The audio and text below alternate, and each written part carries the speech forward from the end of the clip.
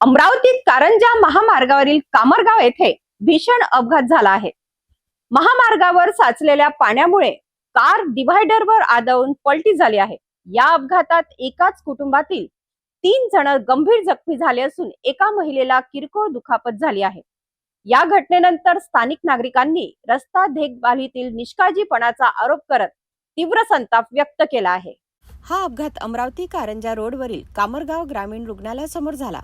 मिळालेल्या माहितीनुसार महामार्गावर मोठ्या प्रमाणात पाणी साचले होते, त्यामुळे वाहन चालकाला रस्त्यावरील डिव्हायडरचा अंदाज आला नाही आणि कार थेट डिव्हायडरवर आदळून पलटी झाली।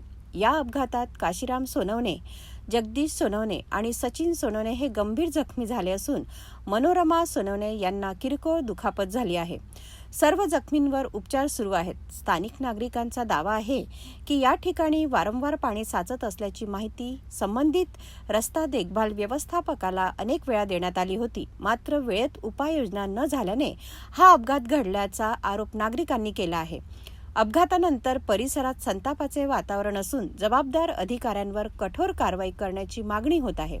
दरम्यान या निष्काळजीपणाच्या आरोपांबाबत संबंधित विभागाची अधिकृत प्रतिक्रिया अद्याप समोर आलेली नाही। या प्रकरणाचा पुढील तपास आणि अधिकृत चौकशीची प्रतीक्षा आहे।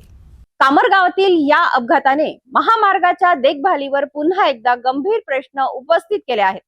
मात्र नागरिकांनी केलेल्या आरोपाची अधिकृत चौकशी नंतरच पुष्टी होईल। या प्रकरणातील प्रत्येक अपडेटसाठी पाहत राहा सिटी न्यूज।